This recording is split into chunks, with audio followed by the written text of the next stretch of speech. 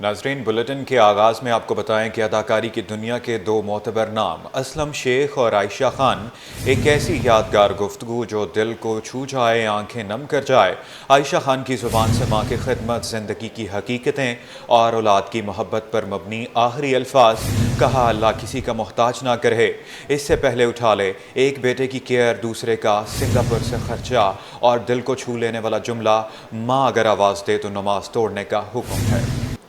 Social media पर गलत खबरें चलने पर अदाकार असलम शेख का इज़हार अफसोस। कहते हैं कि आयशा खान मेरी वालदा की जगह थी, उनकी कमी को पूरा नहीं किया जा सकता। उनका क्या कहना था, आइए सुनते हैं। नफ्सिन ज़ायक़तुल मौत है मेरे भाई, सबने जाना है। अल्लाह ताला आयशा आपा को गरीक़ रहमत करे, इन्ना लिल्लाहि व इन्ना इलैहि राजिऊन। आपा के साथ मैं हमेशा कांटेक्ट में रहता था। बात यह है कि आपा ने काम क्यों छोड़ दिया था। आपा अपनी डिमांड के मुताबिक काम करना चाहती थी कि मैं अपनी डिमांड के मुताबिक काम करूंगी। हमारे यहाँ सबसे बड़ी बेहिसी जो है वो मैं कहूँगा शो बिज़नेस की है। शो बिज़नेस बेहिस है कि वो उनकी डिमांड पूरी नहीं करते और वो नए आर्टिस्टों को लेके उनको वाइटनर लगा के बूढ़ा बना के और उनको वो काम ले लेते हैं। लेकिन जो रियल हैं, जो रियल आर्टिस्ट हैं, उनको जो है वो बस ये है कि उनके बारे में नहीं सोचते। रही आयशा आपा की बात, कि आयशा आपा एक वज़ादार खातून थी, ख़ानदानी खातून थी। आयशा रियासत अली ख़ान, उनके वालिद जो हैं वो डीएसपी थे और बहन जो है उनकी खालदा रियासत है। आयशा आपा ने कभी भी किसी से जाके काम नहीं मांगा। आयशा आपा ने राज किया है टेलीविज़न इंडस्ट्री और फिल्म इंडस्ट्री के अंदर। लेकिन मैं अब यहाँ बात करूँगा सोशल मीडिया की, कि चंद डॉलर कमाने के लिए आप जो व्यूवर लेते हो, जिस तरह आप लोगों ने मेरे मरने की खबर भी नशर की थी, और जो मर जाता है उसकी तजलील जो आप लोग करते हैं, क्योंकि ऑथेंटिक न्यूज़ सिर्फ चैनल की होती है। जब तक चैनल जो वो न्यूज़ ना दे दे, क्योंकि वो बाकायदा तहकीक करते हैं और तहकीक करने के बाद जाके वो न्यूज़ नशर करते हैं। ऊट पटांग बातें हो रही हैं, जहाँ तुम्हारी उर्दू भी सही नहीं है, जहाँ तुम लोग सही उर्दू भी नहीं बोल सकते, तो उर्दू के आर्टिस्टों के बारे में तुम क्या मालूमात करोगे। आयशा आपा के बच्चे उनका बहुत ख्याल रखते थे। आयशा आपा एक बहुत भरपूर जिंदगी गुजार रही थी। आयशा आपा का अपना घर था, आयशा आपा अपनी गाड़ी खुद चलाती थी। मेरे पास उनकी बेशुमार ऑडियो कॉल्स जो हैं वो रिकॉर्ड हैं, जिसमें हम बातें किया करते थे, घर की बातें किया करते थे, मेरी अम्मी की बातें किया करते थे और मीडिया की भी बातें करते थे। लेकिन उनसे मैं हमेशा सीखता था और मैं उनको वाकई ही अपनी माँ कहता था। मैं उनको तो कहता था मेरी ये दूसरी माँ है। तो आयशा आपा के लिए कुछ कहना सूरज को चिराग दिखाने के मुतरादिफ है।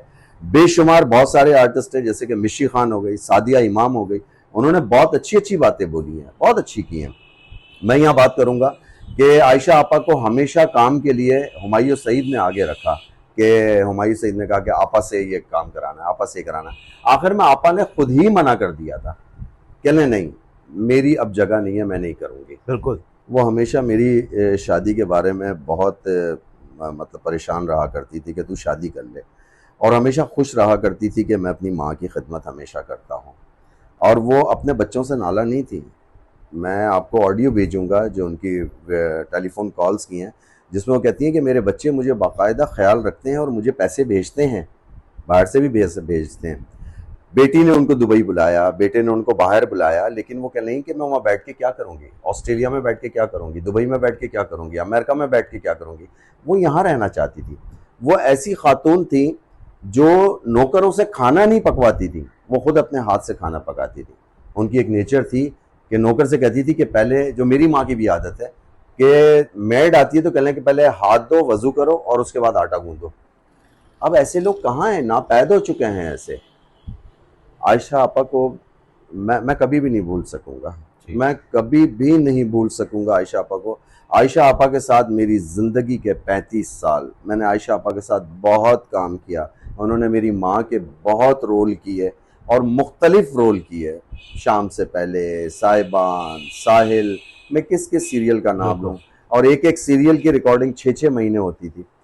आपा से मेरी लास्ट उनके इंतकाल से कोई 2 दिन पहले या 4 दिन पहले बात हुई है उनसे मेरे। उनके पैर में फ्रैक्चर हो गया था।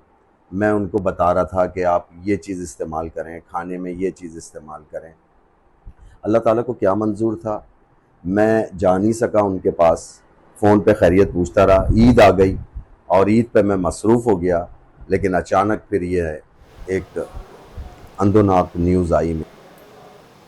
प्लास्टिक हैंडबैग पर लगने वाली पाबंदी से ताजिर परेशान हो गए। कहते हैं अमल दरामद करने के बावजूद कार्रवाइयां करके हज़ारों रुपए चालान दिए जा रहे हैं। मज़ीद तफसीलात जानते हैं एहसन अब्बासी से। जी एहसन, बताइएगा। जी बिल्कुल, ज़िला कोरंगी की लियाकत मार्केट में मैं इस वक्त मौजूद हूँ। ज़िला इंतज़ामिया की जानिब से प्लास्टिक बैग के ख़िलाफ़ जो है वो कार्रवाइयाँ की जा रही हैं। मुख्तलिफ़ मकामात पर लियाकत मार्केट में कार्रवाई की गई, जिसमें ताजिर बरादरी जो है वो सरापा एहतजाज है। कहते हैं कि बंद दुकानों को जो है वो सील लगाई गई है और लाख लाख रुपए के जुर्माने आयद किए जा रहे हैं।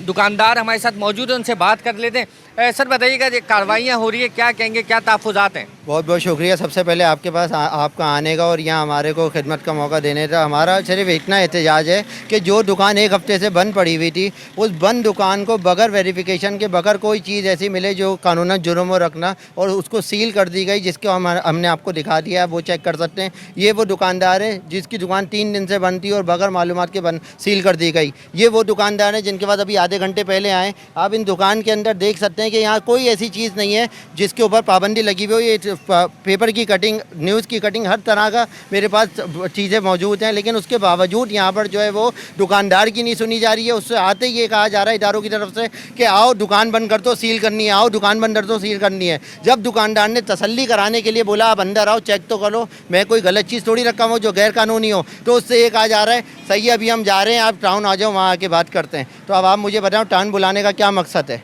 ठीक है। अच्छा भाई, मुझे आप ये बताइएगा कि दुकान आपकी कब से बंद थी, सील हुई है, अब आगे का क्या लाएमल है, क्या तैयारी है, आपको क्या कह के बुलाया गया है?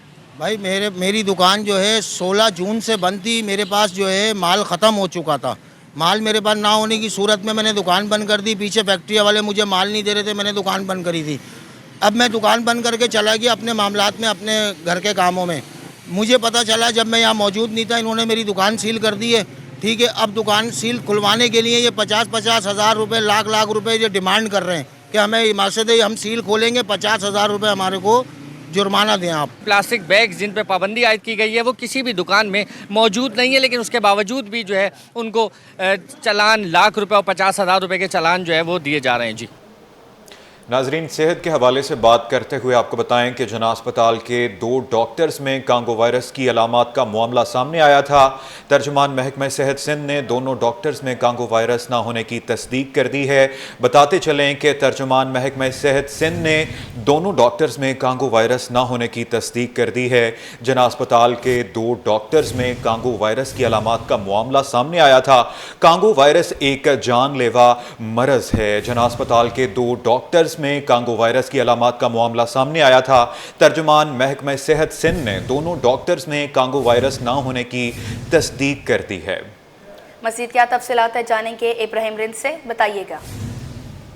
जी देखिए, बिल्कुल शहर कायद में कांगो के केसेस सामने आने का जो है वो सिलसिला शुरू हो चुका है और गुज़िश्ता 1 माह के दौरान 2 अफराद जो है कांगो से इंतकाल कर चुके हैं और जिला अस्पताल के जो 2 डॉक्टर हैं वो भी इन मरीजों, एक मरीज का इलाज करते रहे हैं गुज़िश्ता हफ्ते, जिसके बाद इनमें कांगो की अलामात थी। और ये दोनों जो जिला अस्पताल के डॉक्टर हैं हाउस ऑफिसर थे।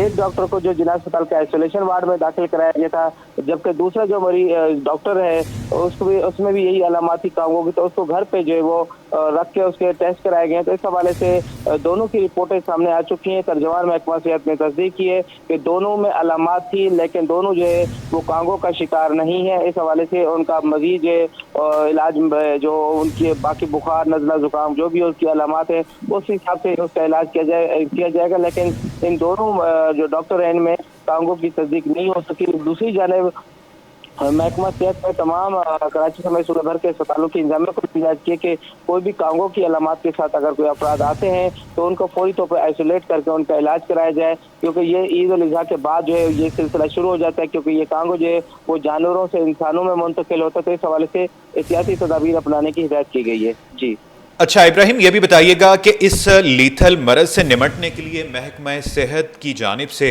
सूबाई सतह पर क्या इकदाम किए गए हैं? देखिए बिल्कुल महकमा सेहत की जानिब से फिलहाल जो तमाम डिस्ट्रिक्ट हेल्थ अफसरान, DG health Sindh, director health Karachi और अस्पतालों की इंतजामिया को हिदायत की गई कि वो इस हवाले से अलग से जो भी नज़ला जुकाम, सर में दर्द, गर्दन में दर्द और जो बुखार के साथ केसेस आ रहे हैं जो और उनकी हिस्ट्री अगर कोई जानवरों के साथ है तो उनको अलग से रख के उनका इलाज किया जाए। जबकि इसके अलावा महकमा लाइव स्टॉक को भी हिदायत की गई कि वो भी इस हवाले से इकदाम करें और जो खास तौर पर कसाई अफराद हैं या फिर जानवरों के साथ उनका ज्यादा उठन बैठना है तो उनको भी ज्यादा एहतियाती तदाबीर अपनाने की हिदायत की गई है, क्योंकि ईद उल अजहा के दौरान जो है मुल्क भर से जो है वो कराची में जानवर लाए गए थे। एशिया की सबसे बड़ी मवेशी मंडी यहाँ सजती है, तो उसके बाद ये हर साल जो है ये केसेस सामना आना शुरू हो जाते हैं, क्योंकि 2 अफराद जो पहले इंतकाल कर चुके हैं, एक का ताल्लुक मलीर से था, वो भी नौजवान था, और इसी तरह दूसरे का ताल्लुक जो था वो इब्राहिम हैदरी से था। तो इस हवाले से 2 अफराद जो वो जाँ बाग हो चुके हैं और 2 जो डॉक्टर है उनमें ये अलामत पाई गई थी। तो इस हवाले से महकमा सेहत ने भी हिदायत की है कि इस तरह की कोई भी अलामत हो तो फौरी तौर पर जो है उनको अलग से आइसोलेट करके उनका इलाज कराया जाए। तो फिलहाल जो है अवाम तो खौफजदा है, लेकिन महकमा सेहत की तर्जमान का कहना है कि खौफजदा होने की जरूरत नहीं है, लेकिन जो एहतियाती तदाबीर अपनाना लाजमी है। जी, खौफज़दा होने की ज़रूरत नहीं है। अच्छा इब्राहिम रिंद, सिटी 21 के नाजरीन को ये बताइएगा कि इस मरज़ की तशख़ीस के लिए क्या तरीक़ाकार या हिकमत अमली इख्तियार करनी चाहिए? जी देखिए बिल्कुल, अगर कोई किसी अफराद के गर्दन में दर्द है और उसको हल्का बुखार और कभी तेज बुखार होता है तो ये डॉक्टरों का कहना है कि ये इसकी इब्तदाई अलामत होती है, और अगर खुदा ना खास्ता मुंह से या जिस्म के किसी हिस्से से खून निकलना शुरू हो जाए तो ये भी इसकी अलामत हो सकती है। तो इस हवाले से फौरी तौर पर करीबी अस्पताल उनको पहुँचाया जाए, और ये जो तकरीब ये बीमारी अगर कांगो लाक हो जाता है तो वो 95% से 100% जो इसकी डेथ होती है। तो इस हवाले से जो है अवाम को भी एहतियाती करने की हिदायत की गई है, और जिनके घरों के अंदर अगर कोई जानवर है ऐसे जिनमें ये खदशा हो सकता है, ये टिक लगा हुआ होता है, तो उनको चाहिए कि वो जानवरों को साफ सुथरा रखें, उनकी हिफाजत करें, उनको पर स्प्रे छिड़काव करें ताकि अगर उनमें ये टिक नुमा कोई मौजूद चीज़ है तो वो हटाई जाए। और इस हवाले से हिदायत भी ये की गई अलामत के हिसाब से कि कोई अगर इस तरह के केसेस सामने आते हैं तो फौरी तौर पर एहतियाती तदाबीर अपनाई जाए। महकमा लाइव स्टॉक और महकमा सेहत दोनों को मिलकर इस हवाले से इकदाम करने होंगे, क्योंकि ये गुज़श्ता 1 हफ्ते के दौरान जो 2 अफराद जो जाँ बहक हो चुके हैं और 2 अफराद जाँ बहक हो चुके हैं कांगो वायरस के हवाले से हमारे नुमाइंदे इब्राहिम रिंद हमें तफसीलन अपडेट कर रहे थे। आपका बहुत शुक्रिया।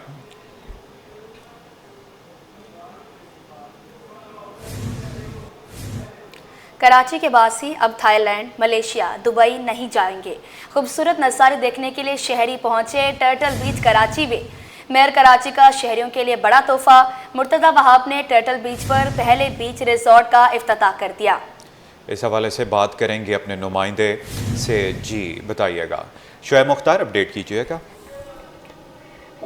और जी बिल्कुल, मेयर कराची बैरिस्टर मुर्तज़ा वहाब ने आज जो है वो टर्टल बीच में कराची के पहले बीच रिजॉर्ट का जो है बाकायदा तौर पर इफ्तिताह कर दिया है। इफ्तिताही तकरीब में मेयर कराची बैरिस्टर मुर्तज़ा वहाब के साथ साथ डिप्टी मेयर कराची सलमान अब्दुल्ला मुराद भी मौजूद थे। बैरिस्टर मुर्तज़ा वहाब का इस मौके पर कहना था कि कराची के शहरियों को सहूलियात की फराहमी जो है उनकी अवलीन तरजीहात में शामिल है।